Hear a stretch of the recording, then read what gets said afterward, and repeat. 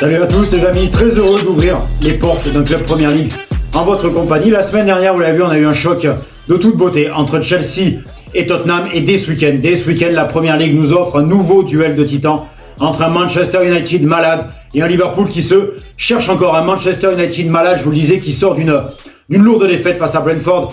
Une défaite 4-0 qui faisait déjà suite à une autre défaite face à Brighton. Aujourd'hui, Manchester United est bon dernier de Première Ligue avec 0 points. Et en face, on va avoir un Liverpool qui sort aussi d'un match un peu compliqué, un partout face à Crystal Palace avec l'expulsion de Darwin Nunez.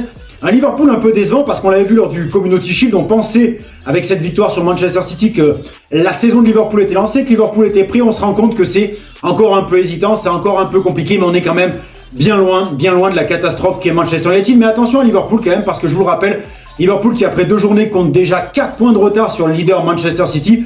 Et on se rappellera que la saison dernière, le titre s'est joué pour un petit point entre City et Liverpool. Donc attention, c'est déjà, mine de rien, après 2 journées, un retard plutôt considérable. Est-ce qu'aujourd'hui Manchester United est en capacité de battre Liverpool? Moi, je ne pense pas les amis, parce que je vais même vous dire pire que ça. Je pense qu'aujourd'hui, il faut être fou, il faut être naïf, ou alors il faut être complètement aveugle pour croire que Manchester City est encore un très très grand club anglais et un très grand club européen. Je m'explique. On le voit à tous les postes, on a un David De Gea qui est fantomatique, David De Gea qui est coupable sur 2 des 4 buts au moins lors de la défaite face à Brighton. On a une charnière centrale, Maguire-Martinez, qui ne fonctionne absolument pas, c'est une catastrophe. On a des défenseurs latéraux qui n'apportent rien, qui ne sont absolument pas une plus-value pour cette équipe.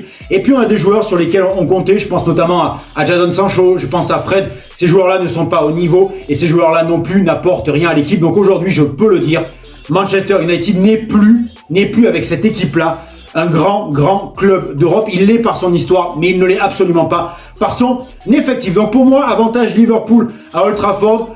Concernant mon petit bet, on va essayer de faire aussi bien que la semaine dernière. Je vous rappelle, on a validé notre bet. Des buts, il va y en avoir pour moi. Pourquoi? Parce que Liverpool garde quand même une grosse force de frappe offensive et parce que la défense de Manchester est pour moi à peu près aussi solide que les genoux de ma grand-mère. Donc je pense qu'on va avoir des buts et c'est pour ça que je vais partir sur le plus de 2,5 buts et c'est coté les amis à 1,50. Voilà ce que je vous conseille d'aller parier. Il ne me reste plus qu'à vous souhaiter un excellent week-end foot. Profitez de ce Manchester United Liverpool. On se retrouve dès la semaine prochaine. D'ici là, vous le savez, je vous embrasse. Ciao les amis.